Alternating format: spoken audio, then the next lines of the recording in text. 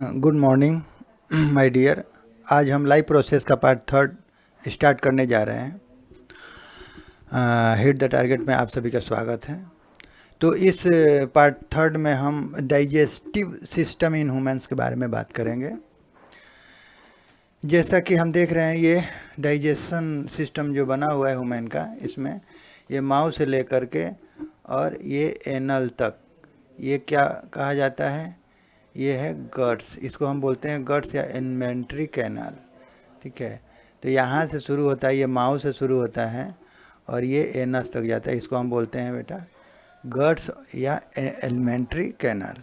ठीक है, अब हम स्टार्ट करते हैं। तो सबसे पहले अभी हम एक रिव्यू मार लेते हैं, फिर उसके बाद से हम पढ़ते जाएंगे क्या लिखा है हमने। पहले एक बार रिव्यू कर लेते हैं आराम से। ठीक है, देखिए ये है हमारा। तो इसमें हाँ, ये ओके, ये हमारा माउथ है। ठीक है, चलो। तो सबसे पहले हम बात करते हैं, जब यहाँ से हम फूड का क्या करते हैं, इनटेक करते हैं। यहाँ से फूड हमारा अंदर जाता है माउथ से होके।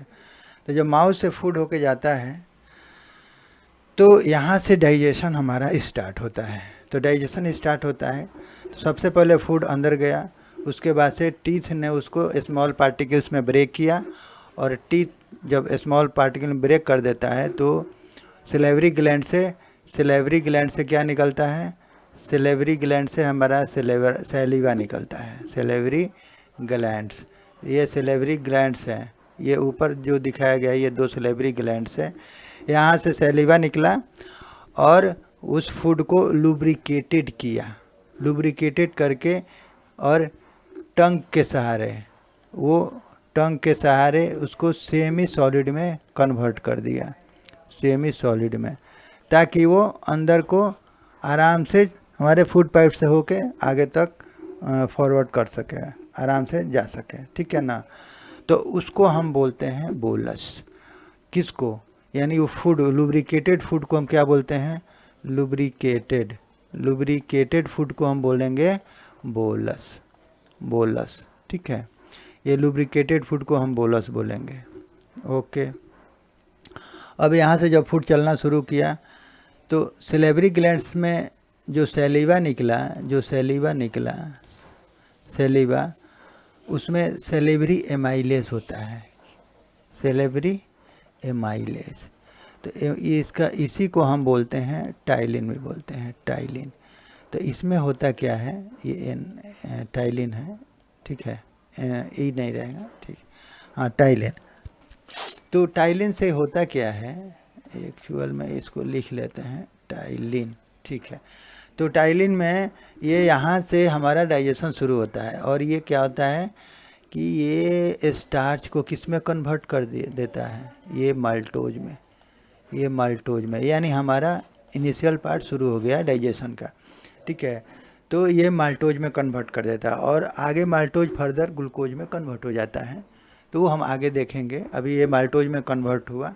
ठीक है, अब क्या होता है कि यहाँ से फूड हमारा आगे की तरफ निकलेगा, और यहाँ पे एक एपिग्लॉटिस होता है जो विंड पाइप को ब्लॉक कर देता है, ताकि फूड हमारा ये फूड पाइप में इंटर कर सके। और जब फूड यहाँ से चलता है तो अब ये बोलस के रूप में चल रहा है। तो बोलस के रूप में जब चलेगा, जब ये फूड पाइप, इसको फूड पाइप भी बोलते हैं या उसे फेगस बोलते हैं, तो ये जो फूड पाइप में जब चलेगा तो यहाँ पे अब एक मूवमेंट शुरू हो जाता है, और इसी के द्वारा ये हमारा फूड नीचे की तरफ इंटर करता है।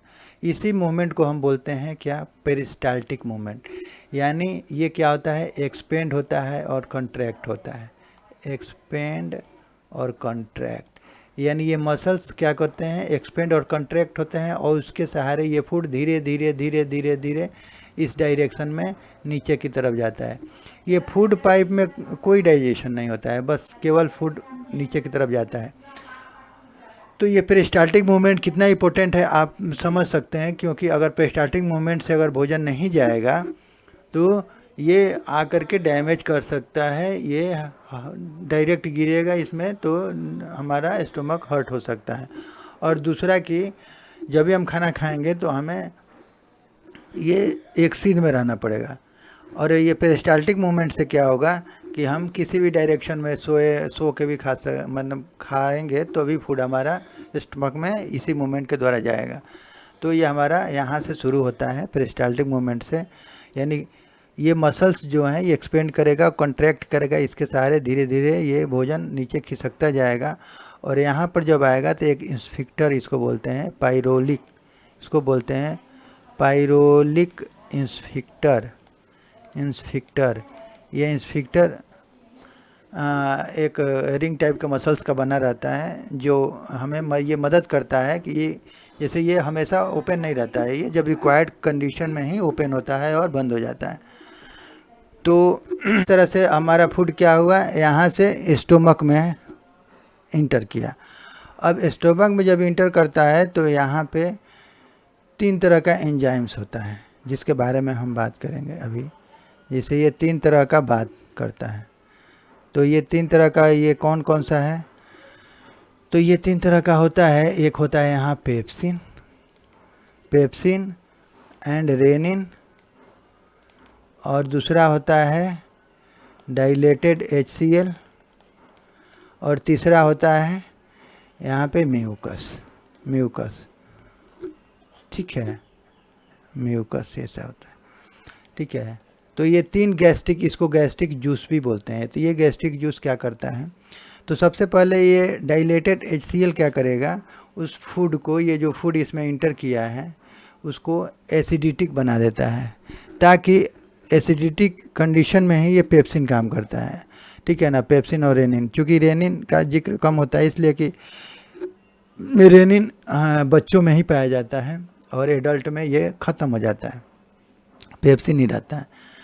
तो इस तरह से पेप्सिन और रेनिन इसमें ये दो जूस क्या करेंगे, ये प्रोटीन को ब्रेक करते हैं। ये प्रोटीन को ये ब्रेक करेंगे किसमें, पेप्टोन और पेप्टाइड्स में, ये कर देंगे पेप्टोन्स एंड पेप्टाइड्स में, पेप्टाइड्स इसमें कन्वर्ट कर देंगे, ठीक है। अच्छा, ये HCl का काम क्या है कि ये इसको फूड को क्या किया, एसिडिटिक बना दिया, एसिडिटिक मीडियम बना दिया, यानी पूरे फूड को ये पूरा एसिडिटिक बना देगा। और जैसे एसिडिटिक बना उसमें क्या होगा, ये पेप्सिन काम करना शुरू करेगा, ठीक है। अच्छा, अब HCl का दूसरा काम क्या है कि ये जर्म्स जितना हम फूड में इंटेक हो गया है, जर्म्स इसमें आया है, उसको ये किल करेगा। तो इसका दूसरा काम क्या करेगा, किल द जर्म्स, ये जर्म्स को किल कर देगा। अब तीसरा काम है म्यूकस का।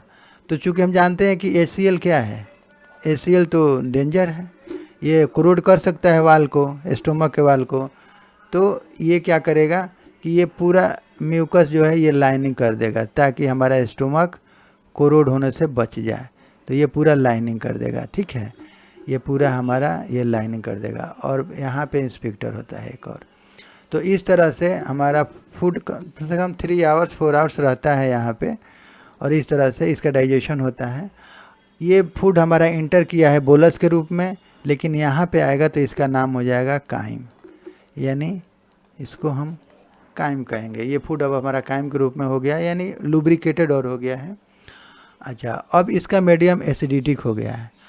अब इसके बाद इसका डाइजेशन कहाँ पे होगा, तो सारा ये सब आ जाएगा सीधे स्मॉल इंटेस्टाइन में। अब यहाँ पे इंटर करेगा ये यहाँ से। तो ये इंस्फिंक्टर के सहारे जब इसको रिक्वायर्ड होगा तभी इंस्फिंक्टर खुलेगा और ये हमारा फूड यहाँ से निकलना शुरू करेगा। तो निकलने के पहले हम यहाँ पे देख रहे हैं लीवर, ये लीवर है। तो लीवर क्या है, ये बाइल का फैक्ट्री है, समझ लीजिए, बाइल का एक फैक्ट्री है, यानी बाइल एक जूस सिक्रिएट होता है। यहाँ पे क्या है, प्रोडक्शन होगा बाइल का, और यहाँ पे बाइल जूस का प्रोडक्शन होगा और इसमें आकर के ये गॉल ब्लेडर में आकर के स्टोर हो जाएगा। यानी हम कह सकते हैं कि इसका गोडाउन है। ये गॉल ब्लेडर क्या है, ये गोडाउन हो गया, ये गोडाउन है, मतलब किसका, ये बाइल का गोडाउन हो जाएगा, ठीक है। यानी सारा आके इसमें स्टोर हो जाएगा। का लगा हुआ है यहाँ पे, ये नली के थ्रू कहाँ पे चला जाएगा, ये स्मॉल इंटेस्टाइन में इंटर करेगा। तो इस तरह से जब रिक्वायर्ड होगा, जब फूट जाएगा तो फिर ये बाइल गॉल ब्लैडर से निकलेगा और जाएगा। अब तो अब हम यहाँ एक देख रहे हैं पैंक्रियास। ये क्या है, ये पैंक्रियास है। तो ये पैंक्रियास से क्या निकलता है, 3 तरह का, ये इससे भी हमारा 3 तरह का एंजाइम्स निकलता है। इसमें एक है ट्रिप्सिन और दूसरा है ट्रिप्सिन और एक होता है पैंक्रियाटिक एमाइलेस। क्या है, पैंक्रियाटिक एमाइलेस और तीसरा है लाइपेस। ठीक है, तीसरा है लाइपेस। तो उसमें होता क्या है कि ये चूँकि ट्रिप्सिन तभी काम करेगा, इसके लिए इसको चाहिए बेसिक नेचर। तो ये बेसिक नेचर चाहिए फूड में। अब यहाँ से तो एसिडिटिक बना है, अब यहाँ से जैसे ये स्मॉल इंटेस्टाइन में जाएगा तो यहाँ से बाइल्स का सिक्रेशन शुरू हो जाएगा। अब यहाँ से जब गॉल ब्लैडर से बाइल्स आया तो ये फूड को क्या किया, बाइल ये फूड को कन्वर्ट कर दिया किस में, बेसिक नेचर में कन्वर्ट कर दिया। ठीक है, अब जब बेसिक नेचर में ये कन्वर्ट हो गया, और दूसरा इस बाइल का काम क्या है कि ये फैट मॉलिक्यूल को क्या करता है, स्मॉलर पार्टिकल में ब्रेक कर देता है। स्मॉलर मतलब तोड़ने का काम करता है। ये फैट मॉलिक्यूल को ये और ब्रेक करके छोटा कर देता है। यानी ये बाइल का 2 काम हो गया, एक तो बेसिक बना देना और दूसरा फैट मॉलिक्यूल को स्मॉलर पार्टिकल में मॉलिक्यूल में तोड़ देना। ठीक है, अच्छा अब काम आता है पैंक्रियाटिक जूस का। तो ये पैंक्रियाटिक जूस में ये 3 टाइप के हैं। पैंक्रियाटिक एमाइलेस जो कार्बोहाइड्रेट को ब्रेक करता है, ट्रिप्सिन प्रोटीन को ब्रेक करेगा और लाइपेस ये फैट को ब्रेक करेगा, फैट को। ठीक है, ये कार्बोहाइड्रेट और ये ट्रिप्सिन किसको करेगा, ये प्रोटीन को ब्रेक करेगा। ठीक है ना। अब होता क्या है यहाँ पे कि जब बाइल आया यहाँ पे तो ये फैट मिल्क को ब्रेक किया, बेसिक बना दिया। अब यहाँ ट्रिप्सिन काम करना शुरू करेगा क्योंकि ये बेसिक नेचर में ही काम कर सकता है। तो इस तरह से स्मॉल इंटेस्टाइन में ये क्या होगा कि ये सारे बाइल और ये सब मिल करके और इस तरह से ये कॉम्प्लेक्स फूड पार्टिकल को, कॉम्प्लेक्स मॉलिक्यूल्स को ये सिंपलर मॉलिक्यूल्स में ब्रेक करेगा। ठीक है ना, इसे सिंपलर में कन्वर्ट कर देगा, सिंपलर। तो अब इसमें क्या होगा कि प्रोटीन किस में चेंज हो जाएगा, प्रोटीन को ब्रेक करके ये एमिनो एसिड बना देगा। कौन, ट्रिप्सिन। एमिनो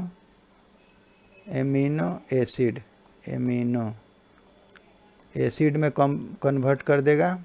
ठीक है, अच्छा और क्या होगा, ये लाइपेज क्या करेगा, तो लाइपेज करेगा ये कार्बोहाइड्रेट, ये फैट को कन्वर्ट कर देगा किस में, तो फैटी एसिड प्लस ग्लिसरॉल में। ठीक, अच्छा और अब बच गया क्या, प्रोटीन हमारा हो गया, लाइपेज हो गया और एमाइलेज। तो एमाइलेज क्या करेगा, तो एमाइलेज करेगा, एक मिनट, एमाइलेज किस में कर देगा, तो एमाइलेज, हाँ एमाइलेज क्या करेगा, तो ये पैंक्रियाटिक एमाइलेज है।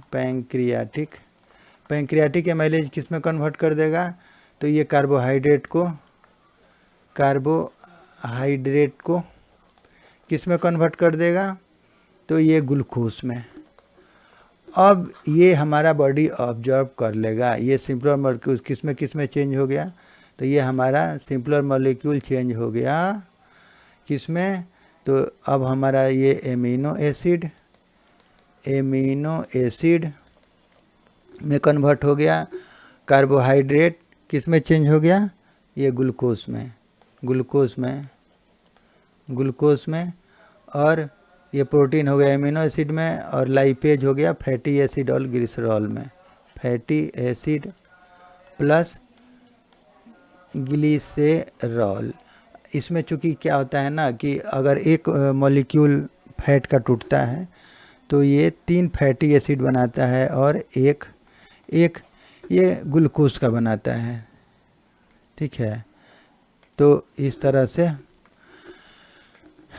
से इसका अब हमारा ये बॉडी इसको ऑब्जर्व कर सकता है आराम से। हाँ, ओके। अब हम बात करें कि अब तो हमारा इसमें स्मॉल इंटेस्टाइन में क्या होता है कि विलाई होता है, फिंगर लाइक स्ट्रक्चर होता है, बहुत सारा मिलियंस फिंगर लाइक स्ट्रक्चर होता है। वो क्या करता है कि ये जितना ये ऑब्जर्व करने लायक, ये ऑब्जर्वेशन लायक, ये जो हमारा ये सिंपलर मॉलिक्यूल में टूट चुका है, जिसको बॉडी अब हमारा ब्लड हमारा आराम से ऑब्जर्व कर लेगा, तो ये फिंगर लाइक उसमें ऐसे फिंगर लाइक विली बना रहता है, इसमें काफ़ी मिलियंस बना रहता है, और ये इसके द्वारा एब्जॉर्ब कर लिया जाएगा और ये ब्लड वेसल के थ्रू सेल्स में चला जाएगा, और सेल में जा कर के वहाँ अपना जो भी रेस्पिरेशन के थ्रू ब्रेक होगा और ग्लूकोज में टूटेगा। ग्लूकोज जो है एनर्जी और H2O में कन्वर्ट करेगा, ठीक है। तो इस तरह से हमारा डाइजेशन यहाँ तक कंप्लीट हो गया। अब यहाँ पे क्या होगा कि जब स्मॉल इंटेस्टाइन से यहाँ से जब हमारा भोजन, अब यहाँ पे सारा एब्जॉर्प्शन वाला काम हो चुका है पूरा, यहाँ से हमारा ऑब्जर्व हो चुका है। अब यहाँ से हमारा फूड जब आगे बढ़ेगा तो जितना इसमें वाटर प्रेजेंट रहेगा, वो ये हमारा जो लार्ज इंटेस्टाइन यहाँ से शुरू होता है, ये सारा ऑब्जर्व कर लेगा, और लार्ज इंटेस्टाइन एब्जर्व कर लेगा, जितना रिक्वायर होगा उतना वाटर एब्जर्व करके, और बाकी ये वेस्ट मटेरियल हमारा एनस के थ्रू बाहर से निकल जाता है। यहाँ पे भी एक स्फिंक्टर होता है जिसको हम बोलते हैं एनल स्फिंक्टर। तो यहाँ से एनस के थ्रू वेस्ट मटेरियल बाहर निकल जाएगा, ठीक है ना। ये रेक्टम है, रेक्टम में सारा ये इकट्ठा होगा, और जब व्हेन रिक्वायर्ड तब एनस से बाहर निकल जाएगा, ठीक है। तो ये हमारा पूरा प्रोसेस चला। अब इसमें क्या है कि आप हायर क्लास में पढ़ेंगे, जैसे स्मॉल इंटेस्टाइन में हमने तो यहाँ दिखा दिया कि केवल ये पैंक्रियाटिक जूस आया यहाँ से पैंक्रियास से पैंक्रियाटिक जूस निकला, यहाँ से बाइल आया, और इसको क्या किया, डाइजेशन का काम किया, पूरा डाइजेशन किया। लेकिन इसमें स्मॉल इंटेस्टाइन से भी कुछ सिक्रेशन होता है एंजाइम्स का, जो इसको हम सकस इंटेरिकस बोलते हैं, सकस इंटेरिकस। इस यहाँ से भी स्मॉल इंटेस्टाइन से भी ये कुछ एंजाइम्स निकलते हैं, जैसे ट्रिप्सिन है, लाइपेज है, सक्रेज, लैक्टेज, माल्टेज। तो ये सब ये ग्लूकोज में कन्वर्ट कर देता है, ग्लूकोज, और ये सक्रेज क्या करेगा, ग्लूकोज और फ्रक्टोज में चेंज कर देगा। लाइपेज क्या करेगा, तो फैट को तोड़ देगा और किस में कन्वर्ट कर देगा, ये सब मिलके, यानी यहाँ पे पैंक्रियाटिक जूस भी काम करेगा, और ये स्मॉल इंटेस्टाइन का भी ये एंजाइम से मिल करके आपस में, और फाइनली यही रिजल्ट मिलेगा, amino acid, glucose, fatty acid, glycerol, ठीक है ना, यही सब बनेगा, ठीक है। और इस तरह से ये हमारे सेल तक ये पहुंच जाएगा, जिसको हम बोलते हैं एब्जॉर्प्शन, ठीक है। और फिर ये फर्दर हमारा जो बॉडी पार्ट्स बनता है, या हमें एनर्जी का रिक्वायर्ड होगा तो ये वहाँ एनर्जी सप्लाई करेगा, ये ब्रेक होगा, ये ग्लूकोज और एनर्जी देगा, वो हम आगे पढ़ेंगे, ठीक है। तो इस तरह से ये हमारा डाइजेशन सिस्टम इसमें कंप्लीट हुआ, ठीक है। अब हम एक बार हमने तो रफली एक देख लिया इसका रिव्यू, अब एक बार हम ऊपर से पढ़ लेते हैं, ठीक है, कि क्या क्या होता है ये। तो इसमें हमने क्या लिखा है, एक बार उसको भी थोड़ा सा देख लेते हैं, ठीक है। तो इस तरह से बस आप ये ध्यान रखिए हमेशा कि ये बस ये स्टोमक में कुछ एंजाइम्स निकला, ठीक है, और कुछ ये लीवर से निकला, गॉल ब्लैडर से, पैंक्रियाज से, और इस तरह से स्मॉल इंटेस्टाइन में हमारा डाइजेशन कंप्लीट हुआ, ठीक है। तो इसको थोड़ा हम यहाँ से देख लेते हैं कि हमने क्या लिखा, और एक बार डिटेल में पढ़ लेते जाते हैं फटाफट और देखते जाते हैं। तो देखो बेटा, तो क्या है सैलिवरी ग्लैंड्स। तो सबसे पहले हमने बात किया ही था, ये सैलिवरी ग्लैंड्स है। इससे क्या निकला, सैलिवरी एमाइलेज जिसको टाइलिन भी बोलते हैं, और इस तरह से सैलिवा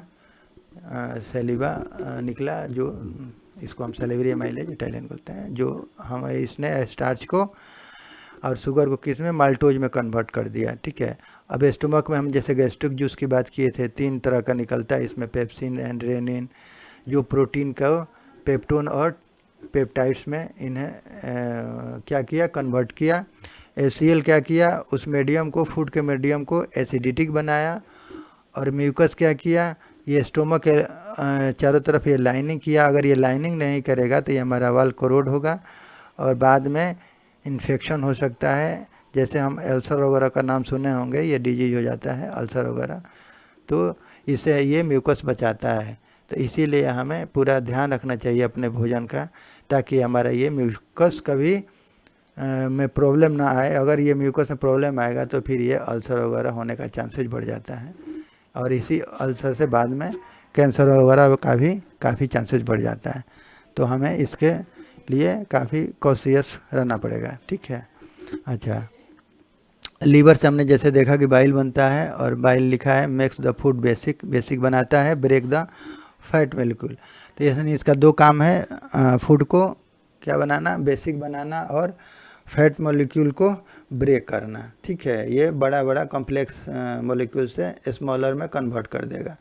दूसरा है पैंक्रियाज। तो हमने पैंक्रियाज के बारे में देख लिया था, ये पैंक्रियाज है, जैसा आप यहाँ देख रहे हैं फिगर में, ये लीफ टाइप का जो स्ट्रक्चर है, ये पूरा ये पैंक्रियाज है। ठीक है, ये पैंक्रियाज है। तो इसमें क्या होता है, पैंक्रियाटिक एमाइलेज निकलता है, जो कार्बोहाइड्रेट यानी स्टार्च का डाइजेशन करता है। ट्रिप्सिन प्रोटीन को डाइजेस्ट करता है, और प्रोटीन को डाइजेस्ट करके क्या बना देता है, एमिनो एसिड। ये एमिनो एसिड, और सारा ये डाइजेशन कहाँ पे होगा, तो स्मॉल इंटेस्टाइन में, यानी ये सारा निकलेगा। यानी यहाँ से हम बात करें तो ये बाइल से सारा यहाँ से निकला बाइल, यहाँ से पैंक्रियाटिक निकला, और सारा स्मॉल इंटेस्टाइन में ये सारा काम चलेगा। ठीक है, तो इस तरह से हमने देखा pancreatic amylase starch, trypsin protein, lipase, emulsified fat को ब्रेक किया। अब हम फटाफट देख लेते हैं स्मॉल इंटेस्टाइन में, जैसे कि हमने बात किया था एक सकस इंट्रीज कुछ स्मॉल इंटेस्टाइन से भी सिक्रेशन होता है, लेकिन ये हमें फर्दर हायर क्लासेस में पढ़ना है। अगर आप पढ़ लें और रिमेंबर कर लें तो और अच्छी बात है। तो स्मॉल इंटेस्टाइन में क्या हुआ, ऑल्सो सेक्रेट्स मैनी एंजाइम्स, इसको हम सकस इंट्रीकस बोलते हैं। तो अभी हमने बात किया था ऊपर में। तो ये सारा ये क्या होता है, पैंक्रियाटिक एमाइलेज क्या कार्बोहाइड्रेट को ब्रेक किया और ग्लूकोज में कन्वर्ट कर दिया। यानी कार्बोहाइड्रेट हमारा किस में कन्वर्ट हो गया, यानी कार्बोहाइड्रेट, स्टार्च, माल्टोज, ये जितना है ये सब ग्लूकोज में कन्वर्ट हुआ। अच्छा, प्रोटीन एमिनो एसिड में कन्वर्ट हुआ। ठीक है, और लाइपेज किस में, तो फैटी एसिड और ग्लिसरॉल में। तो हमने ऊपर बात कर लिया है। तो ये पैंक्रियाटिक 3 जूस हैं, पैंक्रियाटिक जूस। ठीक है, तो ये इन्होंने फैटी एसिड में, और ये अब हमारे बॉडी के ऑब्जर्वेशन करने के लायक में ये मॉलिक्यूल्स आ गए हैं। अब हम आराम से हमारा बॉडी इसको एब्जॉर्ब कर सकता है, और ये ब्लड में आराम से मिक्स हो सकता है। ठीक है, जैसा हमने बात किया कि ये पेरिस्टाल्टिक मूवमेंट का हमने ऊपर में बात किया था, तो इसको भी एक बार पढ़ लेते हैं कि the contraction and expansion of walls of food pipe and other organs of digestive system to move the food along gut, यानी gut के along ये एक्सपेंशन और कंट्रैक्शन के चलते धीरे धीरे वाल में होता है ये कंट्रैक्शन और एक्सपेंशन, और उसके सहारे भोजन धीरे धीरे वो बोलस के रूप में है जो वो स्टोमक तक पहुंचता है। ठीक है, इसी को बोला है फूड पाइप में, और and other organs digestive system to move the food. अब हम इंस्पेक्टर की बात भी कर चुके हैं कि इंस्पेक्टर क्या है, तो वो अननेसेसरी फूड को इधर उधर बैक फ्लो होने से ये बचाता है। तो इंस्पेक्टर का काम क्या है, जब रिक्वायर हो, कंडीशन हो, तभी ये खुलता है और उस तरह से काम करता है। जैसे inspector are circular muscular structure which control the movement of substance, जो सबस्टांस के मूवमेंट को कंट्रोल करता है थ्रू देम। अच्छा, नॉर्मली दे रिमेन क्लोज, ये हमेशा बंद ही रहता है, जब रिक्वायर्ड, जब कंडीशन आता है तभी ये खुलता है। व्हेन मूवमेंट इज रिक्वायर्ड, जब मूवमेंट रिक्वायर्ड होता है, they open, they are many sphincters in the guts, guts में बहुत सारे स्फिंक्टर हैं। जैसे पाइलोरिक, हम जो स्टोमक में है उसको पाइलोरिक स्फिंक्टर भी कहते हैं, और एनस से जो वेस्ट मटेरियल बाहर निकलता है तो वहाँ पे एक एनल स्फिंक्टर होता है। तो इस तरह से स्फिंक्टर का काम ये बहुत ज़रूरी है। स्फिंक्टर नहीं रहेगा तो काफ़ी प्रॉब्लम होगा, कभी भी वेस्ट मटेरियल बाहर निकल सकता है, इसलिए इंस्पेक्टर का भी होना बहुत ज़रूरी है। ठीक है, और ये कंट्रोल किससे होता है, तो ब्रेन से। जब ब्रेन अलाउ करेगा तो इंस्पेक्टर खुलेगा और फिर वैसा। ठीक है, जब हम चाहते हैं। अच्छा, अब देखो लीवर, लीवर की बात करें तो लीवर सेक्रेट्स, जैसे हमने देख लिया, बाइल जूस बाइल को सेक्रेट करता है, which is temporarily store in gall bladder, हमने ऊपर बात किया, गॉल ब्लैडर में स्टोर होता है। Before it send to small intestine, यानी स्मॉल इंटेस्टाइन में जाने के पहले ये कहाँ पे स्टोर होता है, बाइल गॉल ब्लैडर में, और बनता कहाँ से है, लीवर में बनता है। ठीक है, और ये किसके थ्रू जाता है, तो बाइल डक्ट, डक्ट मीन्स एक पाइप है, समझ लीजिए, बाइल डक्ट। ठीक है ना, तो एक पाइप के थ्रू ये आगे की तरफ जाता है, जिसको बाइल डक्ट बोलते हैं। ठीक है। अच्छा, कैसे वर्किंग करता है, वर्किंग ऑफ डाइजेस्टिव सिस्टम, तो ये कैसे काम किया, तो पहले सबसे पहले इंजेशन हुआ, इंजेशन और इजेशन दोनों में फ़र्क है, ध्यान दीजिएगा। इंजेशन इसको बोलते हैं जब फूड को इनटेक किया, ठीक है ना, हमारे माउथ में जब फूड जाता है उसको, उस प्रोसेस को बोलते हैं ingestion. Ingestion happens simply when we put the food in our mouth, जब माउथ में हम अपना फूड डालते हैं थ्रू द आवर हैंड्स, तो उसको, उस प्रोसेस को हम बोलते हैं इंजेशन। डाइजेशन, डाइजेशन यानी भोजन का पचना, यानी कहाँ से डाइजेशन, तो माउथ से शुरू होता है, तो ये फ्रॉम द माउथ शुरू हो जाता है डाइजेशन।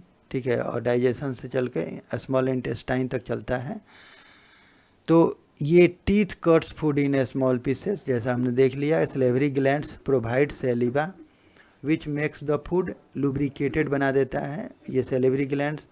और क्या करता है कि स्टार्च को किस में कन्वर्ट कर दिया, तो माल्टोज में कन्वर्ट कर दिया। Tongue mixes saliva with food and help in swallowing this food, और टंग क्या किया, उसको अच्छा से मिक्स कर दिया ताकि भोजन अच्छा से बोलस के रूप में धीरे धीरे आगे की तरफ मूव कर सके। ठीक है, सैलिवरी एमेलाइज स्टार्च को माल्टोज में कन्वर्ट किया, हमने बात कर लिया। अब यहाँ पे पार्शियल तो डाइजेशन शुरू हो गया। ठीक है ना, पर्सन डाइजेशन ये starch happens in mouth, mouth में शुरू हो गया, यानी माल्टोज, फिर आगे जाके फर्दर ये माल्टोज किस में कन्वर्ट हो जाएगा, ये ग्लूकोज में, ये फर्दर जा कर के ग्लूकोज में कन्वर्ट हो जाएगा, जो बॉडी हमारा यहाँ से ऑब्जर्व कर लेगा। ठीक है, हमारा बॉडी यहाँ से ऑब्जर्व कर लेगा। ठीक है, अब हम बात करते हैं स्टोमक की। तो जैसा हमने तो डिस्कस कर ही लिया है, एक बार देख लेते हैं इसमें क्या है। तो स्टोमक में क्या होता है कि हमारा 3 गैस्ट्रिक जूस है। ठीक है, 3 tubular glands in our stomach, जैसे हमने बात किया, पेप्सिन और रेनिन है। Pepsin works in acidic medium, pepsin क्या करता है, ये एसिडिटिक मीडियम में काम करता है, डाइजेस्ट प्रोटीन इनटू पेप्टोन और पेप्टाइड्स में कन्वर्ट किया। HCl kill the germs which comes with our food, यानी ये जर्म्स को किल कर देगा और फूड को किस में कन्वर्ट कर देगा, एसिडिटिक मीडियम में कन्वर्ट कर देगा। अच्छा, और जर्म्स को किल कर देगा, और जब से एसिडिटिक मीडियम में फूड हमारा आ गया तो वो वहाँ पे पेप्सिन अपना काम शुरू करेगा, और पेप्सिन यहाँ पे प्रोटीन को ब्रेक कर देगा पेप्टोन और पेप्टाइड्स में। ठीक है, अच्छा, अब बात करते हैं म्यूकस का।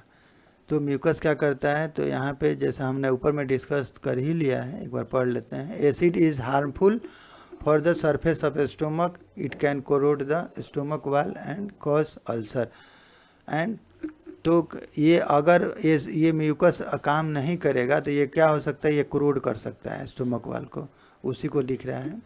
एंड अल्सर डिजीज पैदा हो सकता है। So it protects the stomach वाल फ्रॉम द एसिड, इसलिए एसिड से ये प्रोटेक्ट करता है और सेव करता है हमारे बॉडी को, ठीक है।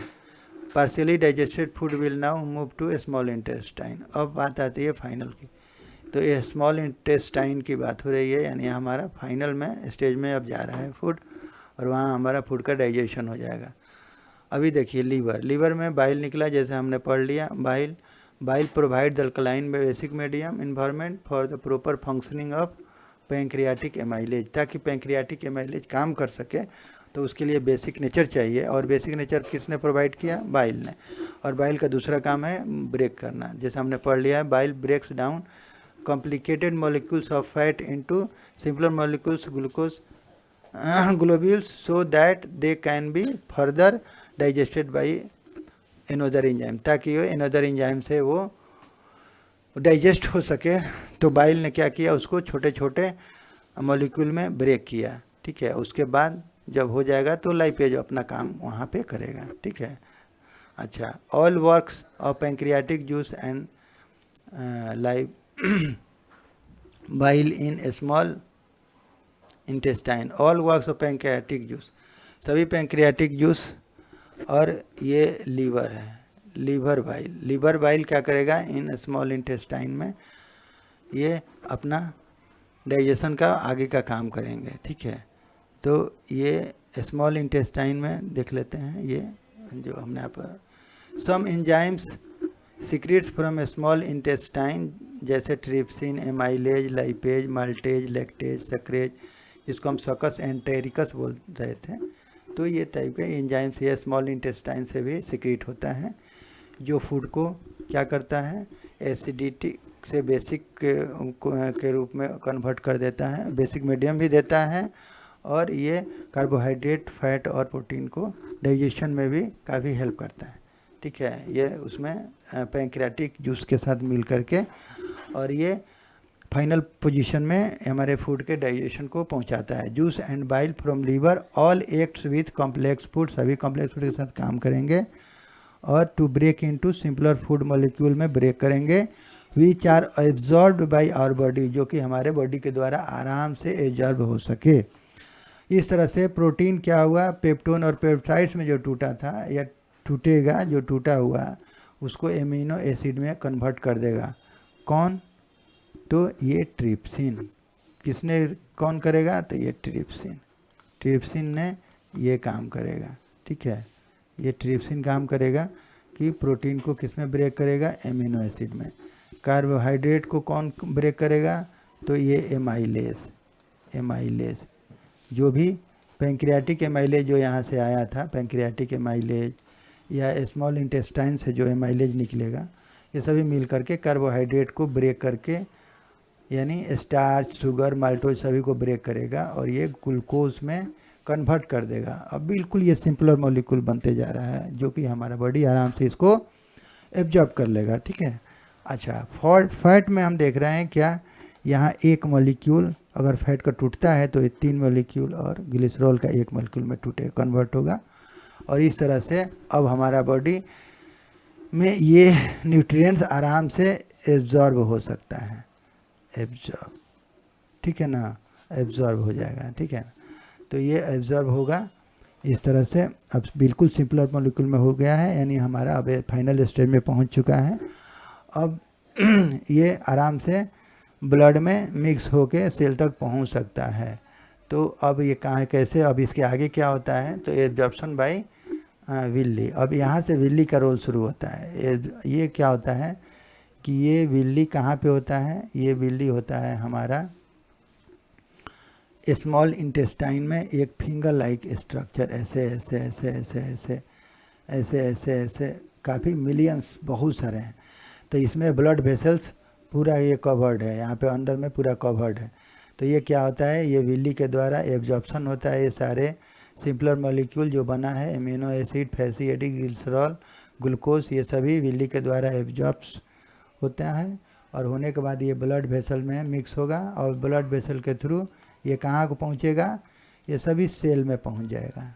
सभी कहाँ पे पहुँचेगा? सभी सेल्स में, बॉडी सेल्स में पहुँचेगा, जो डिफरेंट टाइप के जो लाइफ प्रोसेस चल रहे हैं, कहीं बॉडी पार्ट्स बन रहा है, कहीं ऑर्गन्स बन रहा है, कहीं हमारा हार्ट बीट कर रहा है जिसको एनर्जी चाहिए, तो ये सारा सेल में पहुंचेगा और वहाँ से एनर्जी प्रोवाइड होगा। ठीक है, अच्छा हम इसको पढ़ लेते हैं। Villi are finger like structure on inner walls of a small intestine which helps in rapid absorption, जो रैपिड एब्जॉर्प्शन होने में काफ़ी हेल्प करता है, क्योंकि इसका एरिया इतना बड़ा हो जाता है। ऐसे जब फिंगर लाइक स्ट्रक्चर होता है तो इसका एरिया इतना बढ़ जाता है कि आराम से ये एब्जॉर्ब हो सके, पूरा का पूरा, बहुत सारा, ये मिलियंस लाइक होते हैं, तो ये पूरा एरिया बढ़ गया ना इसका, तो इस तरह से पूरा रैपिड एब्जॉर्प्शन हो जाता है इसका। अच्छा, after digestion the food molecules become so small, food molecule इतना स्मॉल हो जाता है that they passes through wall of small intestine and are absorb in blood vessel, तो ये ब्लड वेसल्स में एब्जॉर्ब हो जाता है। Blood vessels carry the molecules to different body parts, और इस तरह से ब्लड क्या करता है कि ये सारे मॉलिक्यूल्स को कैरी करता है और कहाँ पहुंचा देता है, बॉडी पार्ट्स में, डिफरेंट जहाँ ज़रूरत होता है। अब हम बात करते हैं एसिमिलेशन की। तो एसिमिलेशन क्या होता है? In assimilation food is reaching to the body is converted into energy, यानी जितना फूड हमारा ये पहुंचा है, जितना ये फूड पहुंचा सेल्स में, ये क्या है, ये किस में, एनर्जी में कन्वर्ट होता है, एनर्जी में। और ये हम आगे पढ़ेंगे कि रेस्पिरेशन के द्वारा कैसे ये टूटता है और एनर्जी में कन्वर्ट होता है।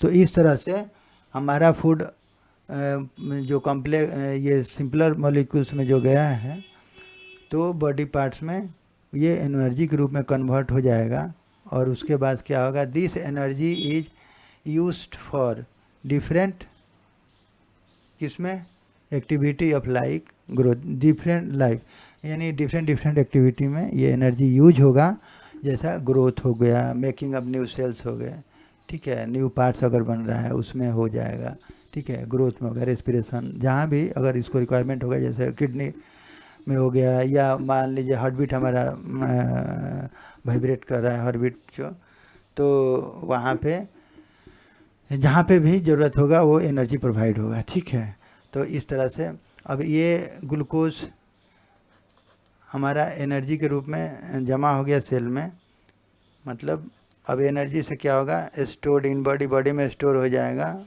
और बॉडी उसको यूज करेगा, और ये ग्लाइकोजेन के रूप में ये बॉडी में जमा हो जाएगा। और ऐसे ये कहाँ कहाँ जमा होता है, तो लीवर में और मसल्स में, ठीक है ना, ये जमा हो जाता है, ये ग्लूकोज ग्लाइकोजन के रूप में, ये टाइप ऑफ कार्बोहाइड्रेट है, ठीक है, ये ग्लूकोज ग्लाइकोजन के रूप में ये जमा हो जाएगा, ठीक है ना। इसका C6 ये होता है C6H12O6, ठीक है, ये ग्लूकोज का है, केमिकल नेम है ये। तो इस तरह से ये कार्बोहाइड्रेट का एक टाइप है ग्लूकोज, जो ग्लाइकोजन के रूप में लीवर में भी जमा हो जाता है और मसल्स में भी जमा हो जाता है, और जब बॉडी को रिक्वायर होता है तो वहाँ से ये सप्लाई होता है, ठीक है। अब हम इजेशन की बात करें, यानी जब वेस्ट मटेरियल अब स्मॉल इंटेस्टाइन से जब आगे बढ़ेगा तो सारा एब्जॉर्प्शन तो हो गया, अब एक वाटर का एब्जॉर्प्शन जो बचा हुआ है वो लार्ज इंटेस्टाइन में होगा, उसके बाद से लास्ट में हमारा वेस्ट मटेरियल इजेशन के थ्रू एनस से पहले रेक्टम में जमा होगा, फिर एनस से बाहर निकलेगा। तो उसी का हम देख लेते हैं egestion. The undigested food in small intestine is pass to large intestine, सही है। Villi in large intestine absorbs most of the water. अब लार्ज इंटेस्टाइन में भी विल्ली होता है, और वहाँ वो विल्ली क्या करेगा, केवल वाटर को एब्जॉर्ब करेगा, जितना रिक्वायर्ड होगा उतना वाटर को एब्जॉर्ब करेगा, और लाइनिंग बिहाइंड सॉलिड वेस्ट, ठीक है, लिविंग बिहाइंड सॉलिड वेस्ट, ठीक है ना, और सॉलिड वेस्ट को आगे पास करेगा, ठीक है। It is stored in rectum temporarily ये कहाँ स्टोर होगा, वेस्ट मटेरियल रेक्टम में। और when we go to toilet, जब हम टॉयलेट जाते हैं तो it is egested through anal sphincter के द्वारा ये बाहर को इजेक्ट हो जाता है वेस्ट मटेरियल, ठीक है। जो कि हमारा ब्रेन से कनेक्टेड होता है। जब ब्रेन अलाउ करेगा तो इस तरह से वो जब जब रिक्वायर होगा तो इजेक्शन हो जाएगा वेस्ट मटेरियल का। अब हम टीथ के बारे में थोड़ा देख लेते हैं। तो इस तरह से हमारा डाइजेशन कंप्लीट हुआ। अब आगे देखते हैं टीथ डीके क्या होता है, डेंटल कैरी क्या होता है। तो टीथ के बारे में सबसे पहले हम ये जानें कि सबसे ये ऊपर टीथ में ये हार्डेस्ट पार्ट है, ये सबसे हार्डेस्ट पार्ट होता है। और उसके नीचे क्या होता है, डेंटाइन, इस पार्ट को डेंटाइन बोलते हैं। और डीके अभी हम इधर एक बार थोड़ा रफली बात कर लेते हैं, 1 मिनट। यहाँ पे ये है, चलिए। अब ये होता क्या है, यहाँ पे ये हार्डेस्ट पार्ट है, बॉडी का सबसे हार्डेस्ट पार्ट है, हार्डेस्ट पार्ट। उसके बाद आता है डेंटाइन। तो ये डेंटाइन क्या है, तो ये जस्ट लाइक हार्ड तो होता है, बट हार्ड एज बोन्स, जैसे बोन्स की तरह होता है। लेकिन ये तो बहुत हार्ड होता है। ये जो इनामेल है ये बहुत हार्ड होता है। उसके बाद ये बोन्स की तरह हार्ड होता है। उसके बाद ये आता है, ये पार्ट, ये क्या है हमारा पल्प कैविटी। इसको पल्प भी बोलते हैं और पल्प कैविटी भी बोलते हैं, इसको पल्प कैविटी।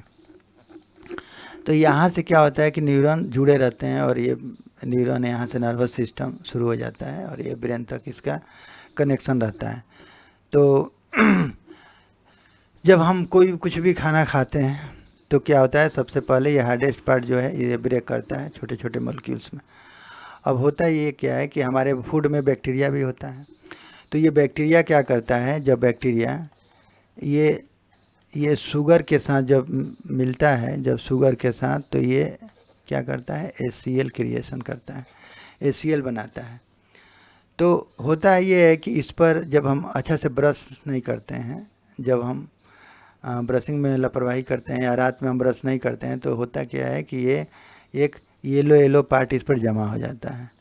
अब येलो पार्ट जब जमा हो जाता है तो इसमें बैक्टीरिया भी है, और जब हम खाना खाते हैं तो शुगर के साथ ये मिल करके एसिड का फॉर्मेशन करता है, एसिड का फॉर्मेशन करता है। अब चूँकि मुंह में एसिड का अगर शुगर के साथ मिल के बना, तो इसको ख़त्म करने के लिए कौन सा, तो सेलेवरी एमाइलेज यानी सैलिवा जो है, जो हमारा सेलेवरी ग्लैंड से निकलता है, वो इस एसिड को ख़त्म करेगा, ये एसिड को ख़त्म कर देगा। जब ये एसिड ख़त्म हो जाएगा तो फिर इसका फर्दर कोई हार्मफुल इफ़ेक्ट नहीं होगा। लेकिन अब क्या होता है कि जैसे अगर हम ब्रश को बढ़िया से, अगर टीथ को ब्रशिंग नहीं करते हैं, तो ये क्या होता है कि ये येलो यहाँ पे पूरा क्या होगा, तो एक लेयर सा पूरा कवर कर लेगा। अब जब पूरा ये कवर कर लिया तो इसके अंदर क्या होता है कि एसिड का फॉर्मेशन होता है, लेकिन सैलिवा यहाँ तक नहीं पहुँच पाएगा। ठीक है, ये लेयर के चलते ये सैलिवा वहाँ तक अंदर नहीं पहुँच पाएगा। और यहाँ पे क्या होता है कि एसिड बन जाता है, और एसिड क्या करता है, धीरे धीरे हमारे इनामिल को क्रोड करना शुरू करता है। और क्रोड करते करते ये सीधे कहाँ तक पहुँच जाता है, तो ये क्रोड करके सीधा हमारा यहाँ तक पहुँच जाएगा, मतलब ये पल्प कैविटी तक पहुँच जाएगा पूरा। तो यहाँ जो एसिड बना उसका तो यहाँ ख़त्म हुआ नहीं, क्योंकि ड्यू टू ये इसको हम बोलते हैं डेंटल प्लेग। तो ये डेंटल प्लेग के चलते ये जो वाइट ये जो येलो टाइप का लेयर एक बन गया है यहाँ पे, इसके चलते अंदर का जो एसिड है वो ख़त्म हुआ नहीं। तो इससे क्या होता है कि ये दांत को क्रोड करेगा, और क्रोड करके पल्प कैविटी पहुँचेगा। और जैसे ये पल्प कैविटी में पहुँचेगा ये एसिड, तो हमें काफ़ी दर्द महसूस होने लगेगा, जिसको हम बोलते हैं डेंटल कैरीज, यानी दांतों में बहुत ज़्यादा दर्द होगा, और वो इतना दर्द होगा कि हम परेशान हो जाते हैं। ठीक है, तो इस तरह से फिर हमें ये दांत को ये हम बाहर को निकालवाना पड़ता है, जो डॉक्टर के से हम मिलकर दांत को बाहर को निकालते हैं। तो इस तरह से ये हमारा डेंटल का प्रॉब्लम होता है। यहाँ पर होल भी हो जाता है दांत में, ये फूड पार्टिकल फंस जाते हैं और वहाँ से भी ये हो जाता है। इसलिए हमें रात में प्रॉपर ब्रशिंग करके ही सोना चाहिए। और हो सके तो मीठी चीज़ें खा के ज़रूर ब्रश करना चाहिए, क्योंकि ये शुगर से ये बैक्टीरिया मिल करके बहुत ज़्यादा एसिड बनाता है। तो हम दिन में करें चाहे नहीं करें ब्रश, हमें रात में ज़रूर ब्रश करना चाहिए सोने के पहले, ठीक है। दिन में भी करना चाहिए, हमें अपने दांतों का पूरा ख्याल रखना चाहिए, और हमें डेंटल ये प्लेग से बचना चाहिए, नहीं तो ये हमारे दांत को पूरा डैमेज कर देगा। तो इसको एक बार पढ़ लेते हैं, उसी पार्ट को जो हमने रफली डिस्कस किया है, ठीक है भाई, एक बार पढ़ लेते हैं। ओके, तो sugar is present in the food we eat. तो शुगर जो हम फूड ईट करते हैं उसमें शुगर होता है। Bacteria in the mouth react with sugar, sugar के साथ मिलता है, makes acid can destroy enamel, enamel को डिस्ट्रॉय करता है, और डेंटाइन स्लोली, और धीरे धीरे डेंटाइन को भी स्लोली क्या करेगा, तो ये कोरोड करेगा, डिस्ट्रॉय करेगा, ठीक है। जो हमने ऊपर बात कर ही लिया है, सेलिवा न्यूट्रलाइज द एसिड, और उस एसिड को न्यूट्रलाइज सेलिवा ही के द्वारा हो सकता है, और सेलिवा ही न्यूट्रलाइज कर सकता है। दस आवर टीथ आर सेव्ड, इस तरह से हमारा टीथ सेव्ड हो जाता है, ठीक है।